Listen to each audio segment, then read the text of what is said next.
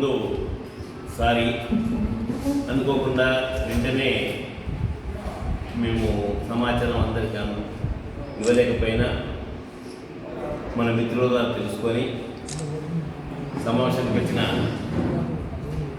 మా ఆర్మూర్ రైతులకు పక్షపాతంగా ఉండే రైతులకు అండగా ఉండే పాత్రికేయ మిత్రులకు జేఏసీ తరఫున ఉద్యమ అభినందనలు తెలియజేస్తా ఉన్నాను.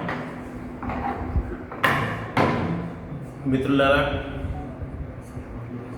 రాష్ట్రంలో రేవంత్ రెడ్డి సర్కార్ అధికారంలోకి రావడానికి 6 గ్యారంటీలు, 7వ గ్యారంటీ రైతు, 7వ గ్యారంటీ ప్రజాస్వామ్య పరిరక్షణ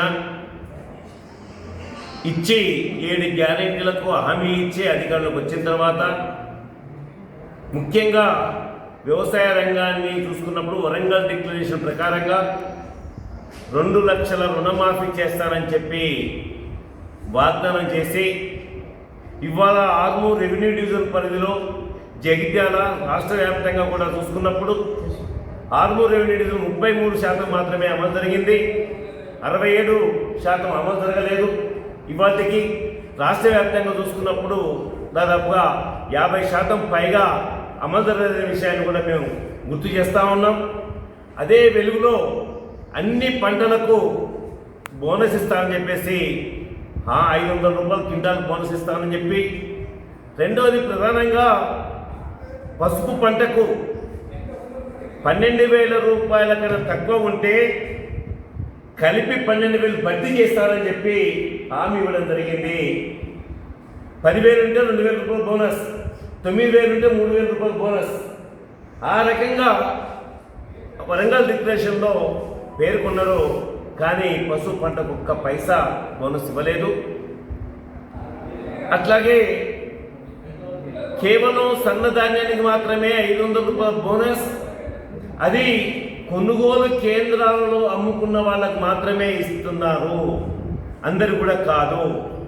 అదే సమయంలో నిన్న ఆకస్మికంగా వడగళ్ల వానతో ఎట్లయితే దెబ్బతిన్నదో ఆ పంట చేతిలో ఉన్నప్పుడు, చేల్లో ఉన్నప్పుడు వర్షాలు వస్తున్నాయని చెప్పేసి వాతావరణ శాఖ హెచ్చరించడంతో అడ్డికి పోవలసిన ప్రైవేట్ వాళ్ళకి అమ్ముకున్న సన్నధాన్యాన్ని వాళ్ళు బోనస్ కూడా కోల్పోయారు. అది ఇవ్వాలని కూడా మేము డిమాండ్ చేస్తూ ఉన్నాం. రెండవ విషయం, కేంద్ర ప్రభుత్వం కూడా అతను బాధ్యతగా ఉంది. కేంద్ర ప్రభుత్వం ఇవాళ పసుపుని ఎంఎస్పి జాబితాలో చేర్చాల్సిన అవసరం ఉంది. పసుపు బోర్డు వచ్చింది, సంతోషం. ఆ సంతోషం నిలబడాలంటే ఏదైతే క్వింటాల్ 15,000 రూపాయల డిమాండ్ ఉందో ఆ రోజు ప్రకటించాడు అరవింద్ గారు, అది అమలు జరిగితే ఇంకెక్కువ సంతోషం ఉంటుంది. ఎంఎస్పి జాబితా చేర్చాలి. ఈ డిమాండ్ల పైన జగిత్యాల రైతు ఐక్యవేదిక మిత్రులు చెలో అసెంబ్లీకి 24వ తేదీన పిలిపివ్వడం జరిగింది. ఆర్మూర్ రెవెన్యూ డివిజన్ పరిధిలో ఉన్న రైతు ఐక్య కార్యాచరణ కమిటీ వారి డిమాండ్లు న్యాయమైనవి కాబట్టి, మా రైతాంగానికి అండగా ఉండేవి కాబట్టి మేము సంపూర్ణంగా మద్దతు తెలియజేస్తా ఉన్నాం. విజయవంతం కావాలని, అవుతుందని, కావడానికి మేము కూడా తోడ్పడతామని రైతు ఐక్య కార్యాచరణ కమిటీ తరఫున మేము కోరుతూ రైతులు కూడా పెద్ద ఎత్తున పాల్గొనాలని కూడా మేము పిలుపునిస్తా ఉన్నాం.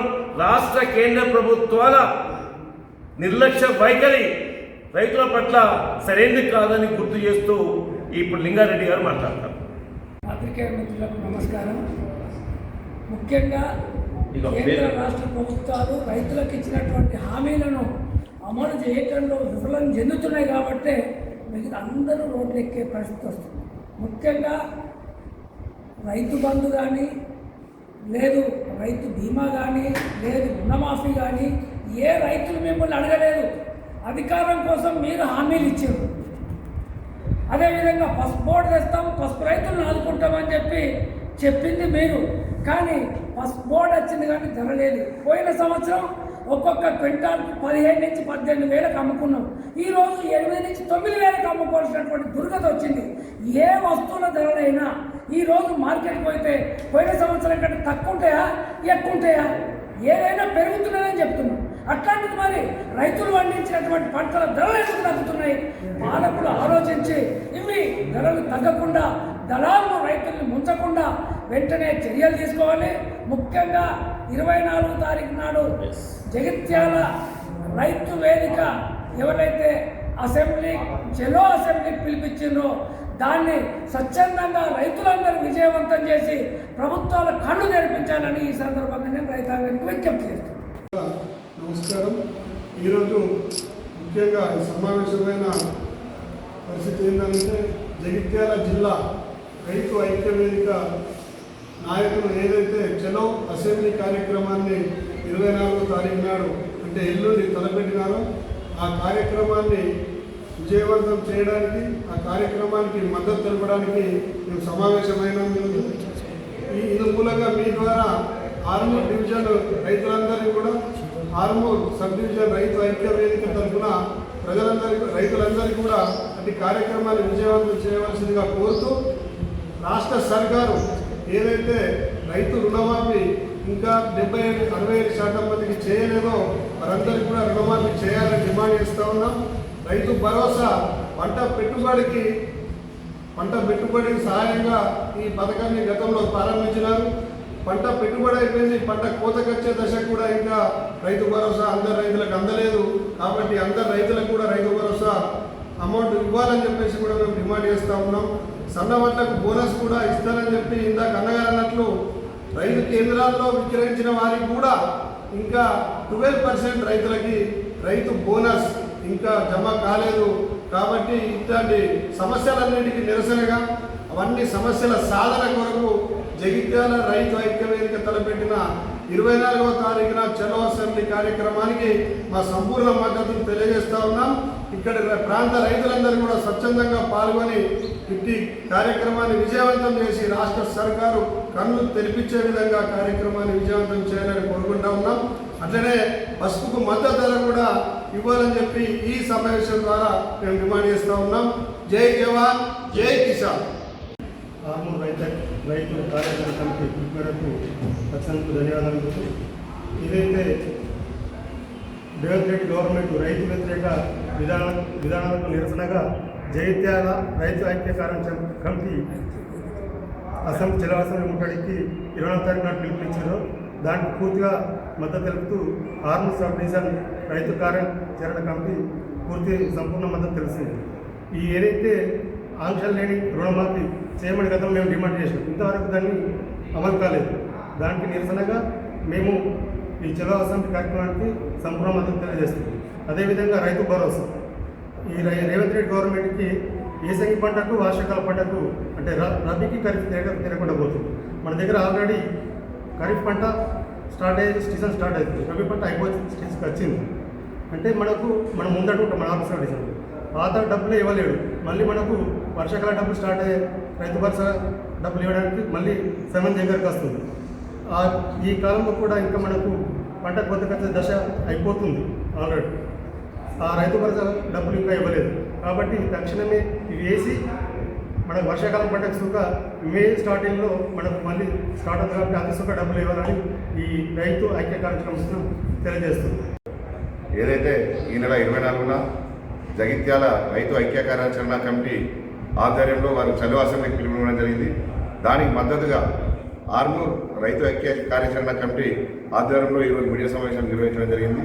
ముఖ్యంగా ఏంటంటే ఈ ఆర్మూర్ ప్రాంతం, బాల్కొండ ప్రాంతం దాదాపు 10 మండలాల్లో ఉన్న రైతాంగం అందరికీ కూడా మా ఐక్య కార్యాచరణ కమిటీ ద్వారా పిలుపునిస్తాం. ఏంటంటే రాష్ట్ర ప్రభుత్వం మరి రుణమాఫీ చేస్తా అని చెప్పింది. రుణమాఫీ దాదాపు 40% మంది రైతులకు అయింది, చాలామంది రైతులకు రుణమాఫీ కాలేదు. మరి ఒక పక్కన మొన్ననే మరి ఆదిలాబాద్లో ఒక రైతు ఆత్మహత్య చేసుకున్నాడు, మహబూబ్ నగర్లో ఒక రైతు ఆత్మహత్య చేసుకున్నాడు, ఆదిలాబాద్లో ఉన్న రైతు అయితే బ్యాంకులోనే ఆత్మహత్య చేసుకున్నాడు. మరి ప్రభుత్వం రుణమాఫీ చేస్తా అని చెప్పి మాట తప్పుతూ కొందరు రైతులకు మాత్రం చేసి ఇంకో కొందరు చేయడం వల్ల రైతాంగం అంతా కూడా మానసిక సంఘర్షణకు గురవుతున్నారు. అసలు రుణమాఫీ ఉందా లేదా, మాకు అవుతుందా కాదా? దీనివల్ల ఈ ఆలస్యం వల్ల ఏం జరుగుతుందంటే కేంద్ర ప్రభుత్వం ఏదైతే వడ్డీ రాయితీ ఇస్తుందో బ్యాంకులకు రైతులు వెళ్ళకపోవడం వల్ల మరి ఆ వడ్డీ రాయితీ కూడా ఈ రైతాంగం అంతా కూడా దూరం అవుతున్నది.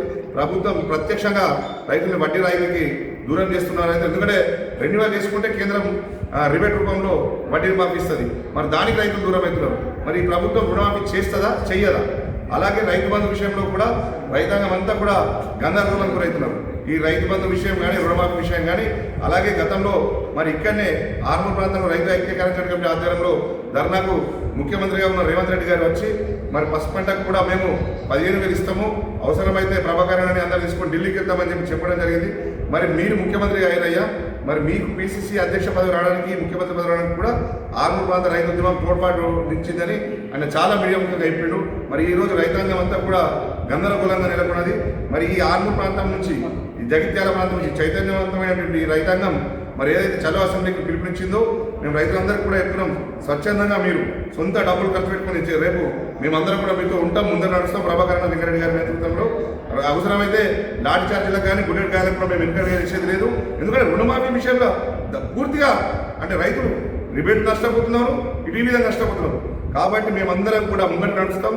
లాఠీ ఛార్జీలకు బుల్లెట్ గాయాలకు కూడా ఎదురొచ్చేది లేదు. ఖచ్చితంగా అసెంబ్లీ గేటుని తాకి మరి యావత్ తెలంగాణ రైతాంగం యొక్క రుణమాఫీ ఏదైతే రైతు బంధు కష్టాలకు విముక్తి ఈ ప్రాంతం నుంచి ఇస్తాం. కాబట్టి ఈ ప్రాంత రైతాంగం అంతా కూడా అండగా ఉండి రేపు జరగబోయే 24 నాడు జరగబోయే కార్యక్రమానికి మద్దతు తెలపాలని కోరుతూ మీ నవీన్ రెడ్డి. జై జవాన్ జై కిసాన్. మరి మా రైతుల తరఫున మా రైతుకు వేదిక వరకు వచ్చినందుకు మరి పాత్రికేయ సోదరులకు అందరికీ ధన్యవాదాలు.